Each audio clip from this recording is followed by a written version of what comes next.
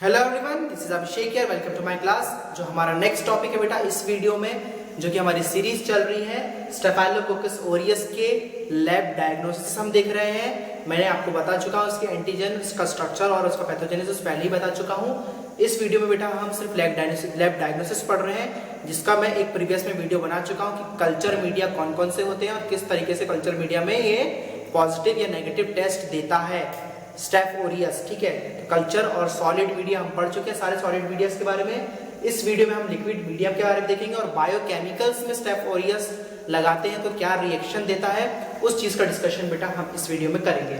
तो liquid medium में बेटा करते हैं टेस्ट, तो कौन कौन सा होता है, क्या एक्चुअली करता क्या पहले वो देखेंगे। Uniform turbidity is produced in peptone water and nutrient broth. Peptone water में या न्यूट्रिएंट ब्रॉथ में अगर इसका इनॉक्यूलेशन किया जाए, स्टेफ ओरियस का अगर डाला जाए, स्टेफ ओरियस किसमें, पेप्टोन वाटर में या न्यूट्रिएंट ब्रॉथ में, है ना। तो ये क्या है, पूरे लिक्विड ब्रॉथ यानी लिक्विड जैसी चीज है ना, इनमें अगर डाला जाए स्टेफ ओरियस को इनॉक्यूलेट किया जाए तो क्या देंगे कि यूनिफॉर्म टर्बिडिटी यानी एक जैसी टर्बिडिटी देंगे, धुंधलापन देंगे। टेस्ट ट्यूब, जैसे कि ये मेरे पास टेस्ट ट्यूब है, टेस्ट ट्यूब में वाटर रहेगा, उसमें पेप्टोन वाटर या न्यूट्रिएंट ब्रॉथ रहेगा, उसमें वो इनॉक्यूलेट करेंगे। और जैसे मैंने आपको यूरिन पढ़ाया था ना, यूरिन में किसी टर्बिडिटी शो होती है जब ऊपर से इसमें प्रोटीन प्रेजेंट रहता है, इस तरीके से पूरे में वो क्या देगा, टर्बिडिटी शो करेगा अगर प्रेजेंट है स्टेफ ओरियस लिक्विड मीडियम इन दोनों में। ठीक है, अब आते हैं बायोकेमिकल्स में।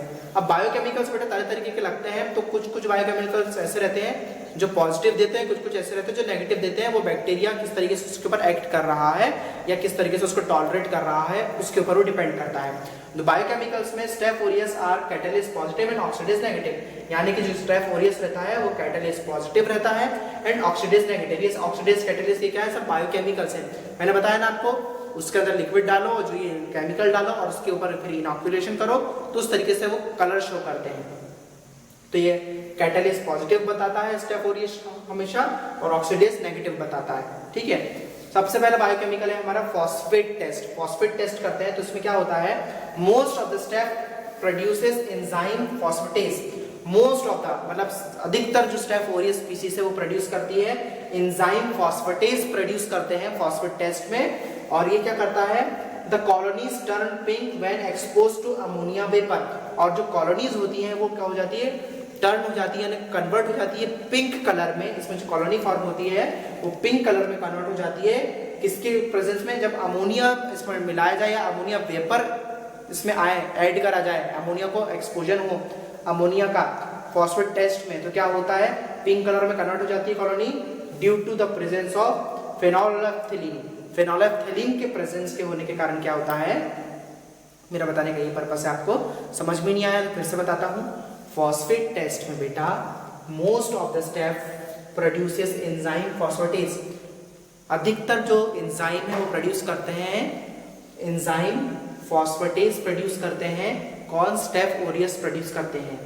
जो कॉलोनी है वो पिंक कलर में कन्वर्ट हो जाती है जब उसको एक्सपोज किया जाए या जब उसको मिलाया जाए अमोनिया के वेपर्स से। अमोनिया का जो धुआं निकलता है ना, फ्यूम्स, अमोनिया का वेपर्स का जब उसको एक्सपोजर हो दिखाया जाए तो क्या होता है, ये पिंक कलर में कन्वर्ट हो जाती है।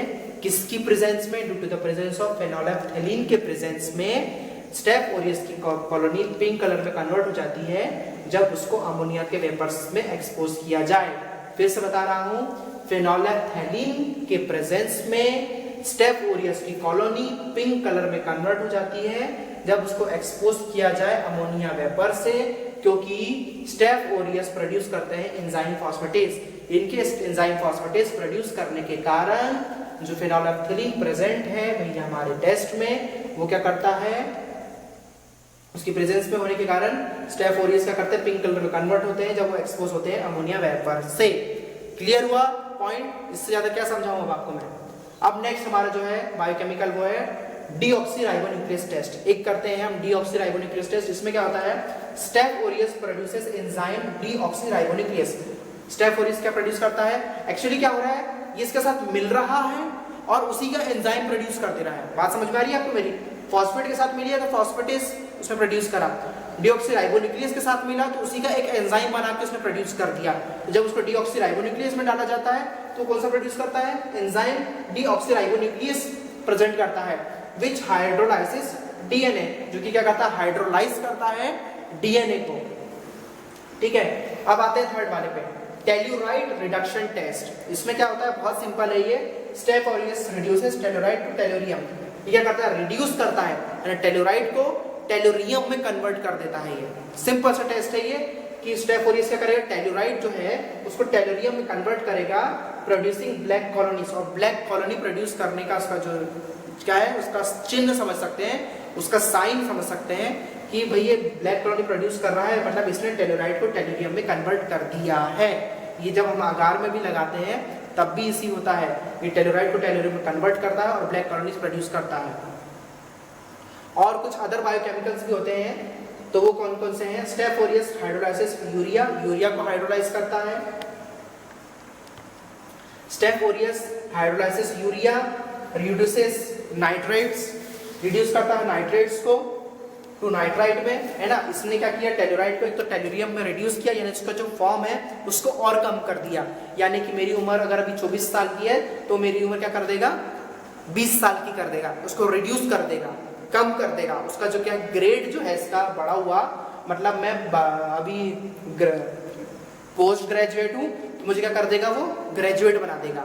ठीक है, वो मेरा लेवल कम कर देगा। तो इस तरीके से क्या करता है, इनका लेवल रिड्यूस कर देता है, टेल्यूराइड को टेल्यूरियम में कन्वर्ट करता है और नाइट्रेट्स को नाइट्राइट में रिड्यूस कर देता है। ठीक है, स्टेप ऑरियस हाइड्रोलाइसिस यूरिया को हाइड्रेट्स करता है, हाइड्रोलाइज करता है और रिड्यूस करता है नाइट्रेट्स को नाइट्राइट में, और इंडोल पॉजिटिव नेगेटिव होता है, एंड आर इंडोल पॉजिटिव होता है, and are MR and VP positive. ये क्या है, सब बायोकेमिकल्स हैं। ये सब क्या देता है, एमआर और वीपी जो टेस्ट है इसके बायोकेमिकल्स, उनमें पॉजिटिव शो होता है, इंडोल ये नेगेटिव शो होता है, और इस तरीके से ये रिडक्शन का काम करता है बेटा।